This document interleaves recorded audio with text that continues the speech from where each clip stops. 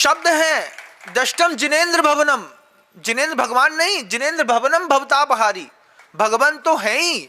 जिनेन्द्र भगवान के मंदिर को दूर से देख करके साधु अपना माथा झुका देता है। ये जो शिखर दिख रहा है, इसी शिखर के नीचे मेरे जिनेन्द्र भगवान होंगे, अब मुझे इनके दर्शन हो जाएंगे। गुरुवर जब कभी भी कुंडलपुर जाते थे, 13-14 किलोमीटर दूर से बड़े बाबा का शिखर दिखाई देता था, और जैसे उनको बताते आचार्य जी वो शिखर दिख रहा है, वहीं से पीछे उठाए, नमोस्तु बड़े बाबा, बस आपके दर्शन हो जाए। ऐसी खुशी होती थी आचार्य भगवंत के चेहरे पे।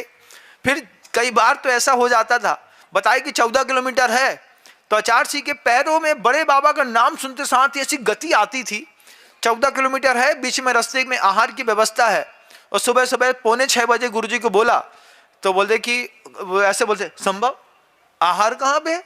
अच्छा जी यहीं पे 7.5 किलोमीटर में। अरे वहीं बड़े बाबा के पास करेंगे ना, 14 ही तो चलना है। चले गए। एक उत्साह शक्ति गुरुदेव के अंदर, बड़े बाबा का नाम लेते साथ ही मरे आदमी में जान डाल देने वाले बड़े बाबा। उन बड़े बाबा के ऐसे बड़े भक्त, उनसे बड़ा भक्त पूरी दुनिया में कोई नहीं, जिनके लिए लगातार अपने पूरे पारिश्रमिक जीवन का पूरा अर्घ समर्पित कर दिया।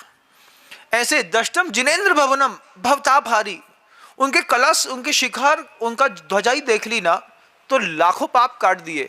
मंदिर के अंदर पहुंच करके भगवान के सामने ढंग से नमोस्तु कर देना, अर्घ चढ़ा देना, पूजा कर लेना, निर्मल जल से अभिषेक कर लेना, प्रभु का मार्जन कर लेना, अपने जिंदगी को चमकाना है, ये तो बनता नहीं।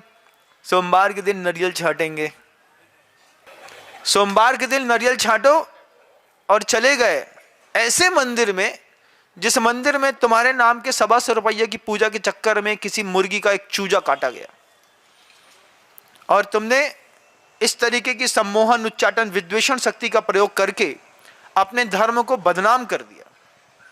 कुदंशनम बोस्त्रामी, आचार्य कहते हैं ये पाप है। जिस दिन फूटेगा उस दिन इतना टॉर्चर करेगा कि तुम सह ना पाओगे। आज तुम्हारे चक्कर में किसी के गले के ऊपर रेत चली है और कोई मरा है, किसी बच्चे की आह तुम्हारे बच्चे को लगेगी, पेट से बच्चा पैदा नहीं होगा, 8 महीने का बच्चा पेट में फंस के मर जाए, माँ से पूछना कितना दर्द होता है। और बहुत सारी तो ऐसी महिलाएं होती हैं कि कभी संतान पैदा करने की ताकत नहीं रखती, और कई की आ भी जाती है तो रुकती नहीं है, 5-5, 6-6, 7-7, 8-8 अबॉर्ट हो जाते हैं, एक बच्चा नहीं बचा पाती। उस वक्त जब समाज थूथू करती है, थूथू तो करती है, दर्द सहती है, लेकिन समझती नहीं है। क्या नहीं समझती है? कभी ना कभी कोई अपराध मुझसे हुआ है, उसके चक्कर में आज मेरे अंदर पुत्र की शक्ति नहीं है। पुत्र की शक्ति, सहयोग की शक्ति, धर्म की शक्ति, गुरु की शक्ति, एक पन्ने में निकलने वाले अक्षरों में सिर्फ शक्ति शक्ति शब्द लगा करके एक लिस्ट जरूर बनाइएगा। आपको समझ में आएगा कि आत्मा की अनंत शक्तियों में कितनी व्यवहारिक शक्तियां हैं जिनकी हमें जरूरत पड़ती है, जिसके बिना हमारा जीवन जीवन नहीं है।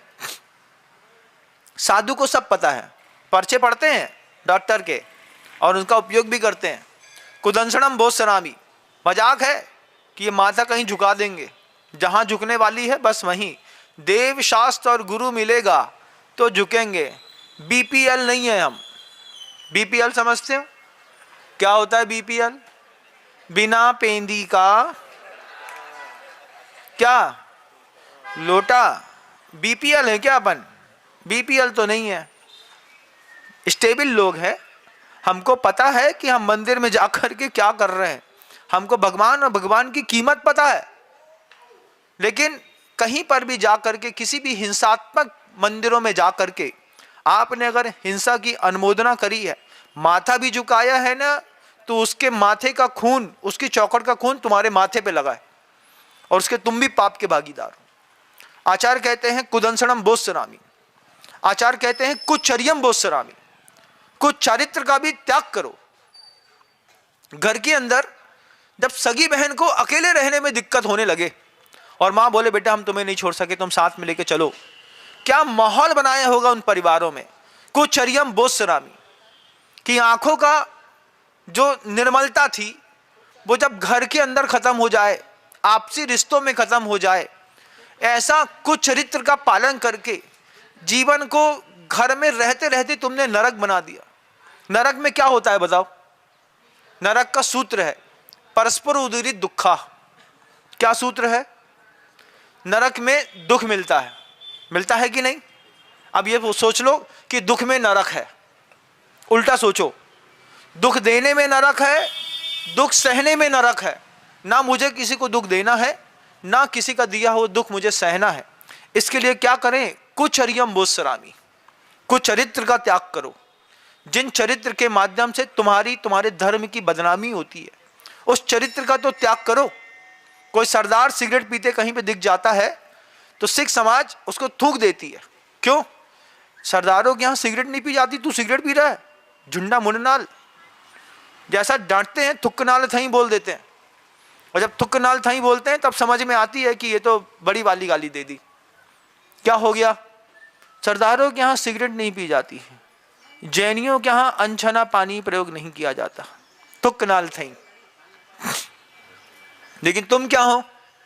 तुम तो बहुत महान हो गए महाराज। सेकुलरिज्म का जमाना है, हम तो नाली के ऊपर खड़े होकर के फुल्की खा करके चले आते। बहुत बड़े तीर मार लिया। बाहर जाकर के जो पैसे वाले लोग होटल में भोजन करते हैं, वे पैसे वाले नहीं हैं, वे भिखारी लोग हैं जिनके घर के अंदर भोजन की व्यवस्था नहीं है। घर के अंदर भोजन की व्यवस्था नहीं है, भोजन शुद्ध भोजन की ताकत नहीं है। पैसे वाले लोग हैं, सैटरडे संडे होटल में जाकर के पैसे का रौब दिखाने वाले। किसने कह दिया कि होटल में जाना स्टैंडर्ड है?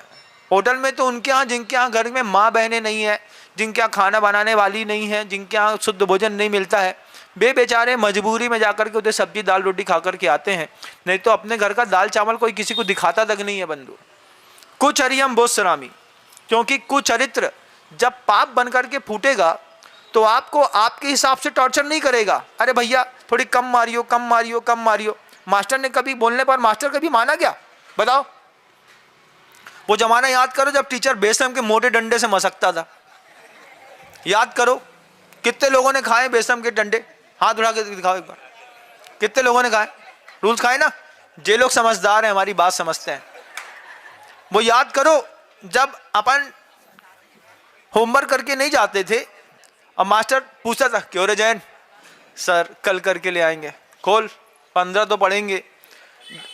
हाथ ऐसा नीचे करते थे, वो डंडे से ऐसा हाथ उठाता था और फिर धीरे से जब देना शुरू करता था तो अधिकतम कितने खाए तुम लोगों ने? कितने?